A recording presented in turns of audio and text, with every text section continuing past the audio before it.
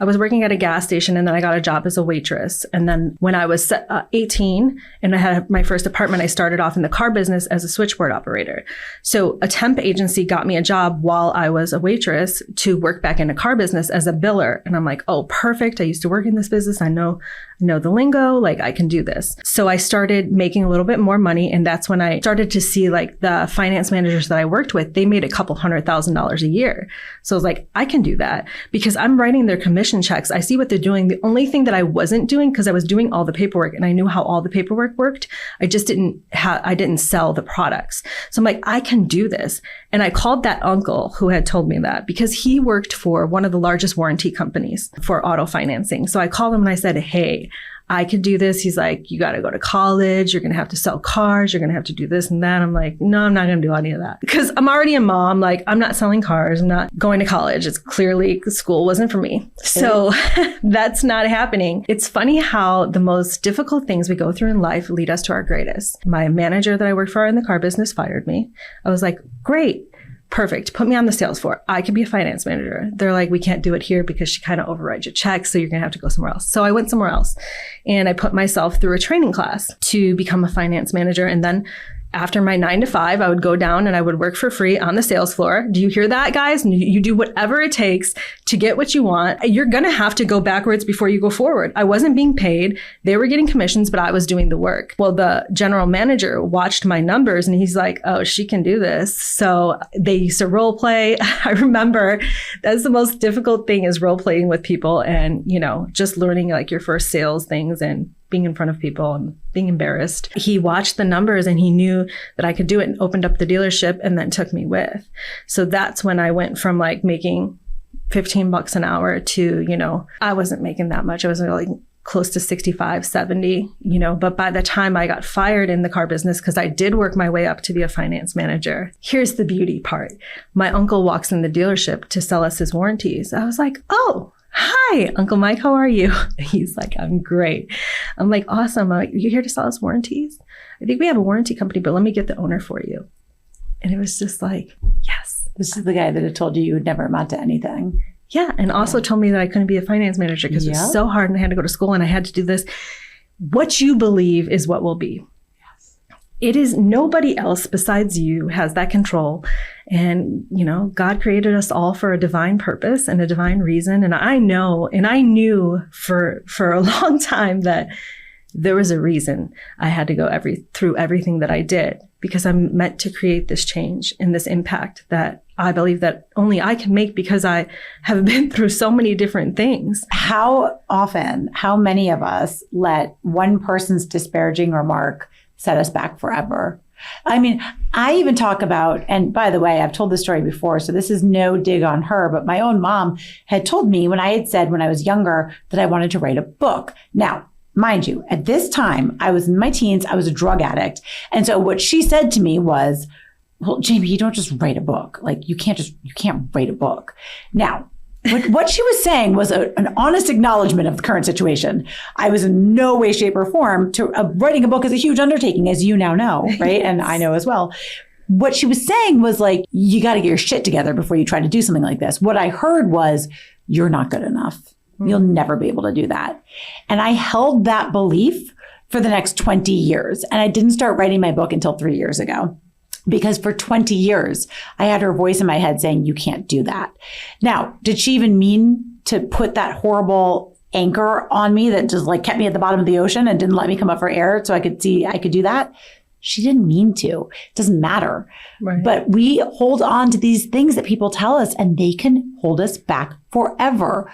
So I'm wondering, for people listening, like who told you something that you still believe that you could let go of right now, right? Like that's powerful, powerful stuff. So basically, I want to get to the part where you literally are running your own mortgage branch. Like, how do we get there? What happened? So the car business fired me again. I was so devastated. I had worked so hard. They fired me and it was the greatest blessing in my life because it led me to the mortgage business. And At the time, my daughter was like 4 years old. I was working 60 plus hours. She desperately needed me. So it was so great. And I literally went from working 60 plus hours to less than 40.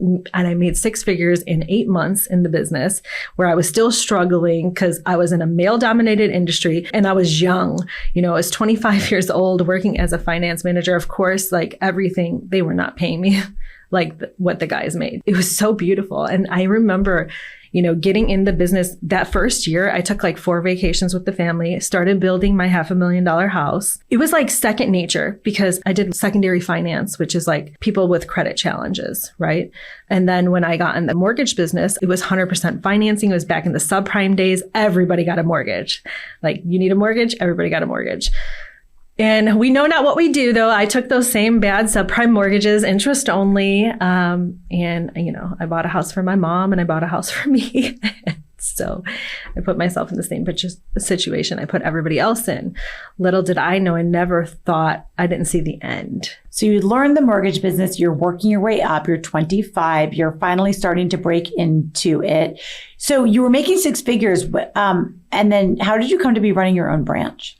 I became the top producer almost instantly when I started. The branch manager of the broker that I worked for, he's like, I'm going to open another branch. Of course, I was the first one to earn the right to get it because I was the top producer for a long time now. So he offered me the branch. It was right before the crash. I'm like, well, things are starting to turn. Are you sure it's a good time? He's like, yeah, it's great. So I'm a salesperson. If you take a salesperson out of their job and then I'm in charge of building the desks, finding the location, running the people, all of the things, that's not like my best skill set. My best skill set is sales. So it kind of took me off of sales at the time when everything was crashing.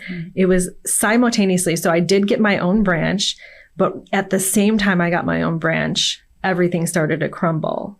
And I had also just given birth to twins in 2006. So we're talking like I had less than 2-year-old twins while I was running and opening my own mortgage company. It was a devastating time, actually, because I didn't ever even get my foot off of the ground in the branch.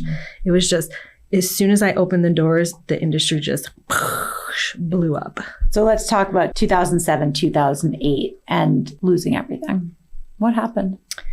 Well, 2008 was like the beginning of losing everything. And I so desperately, I worked so hard to get everything that we had. So it was very personal for me.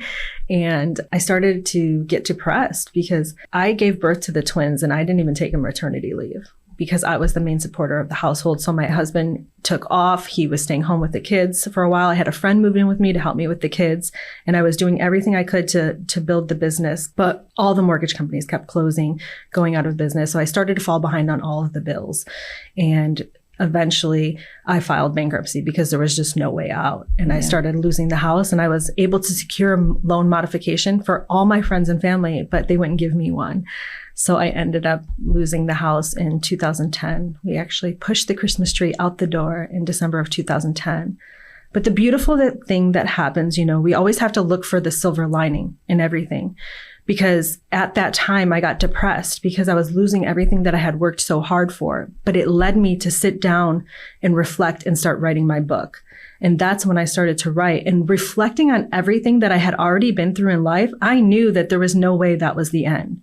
And truly, that was just the beginning, because that is when I was no longer able to take a vacation, mask my pain, go out and go shopping, do something to give me a quick dose of dopamine. I literally had to look myself in the mirror and figure out, like, are you okay, really? Because at the time, I was involving myself in other people's problems. And it was because I didn't want to look at my own. I didn't want to face myself. And that's when I started to realize, like, I was so alone.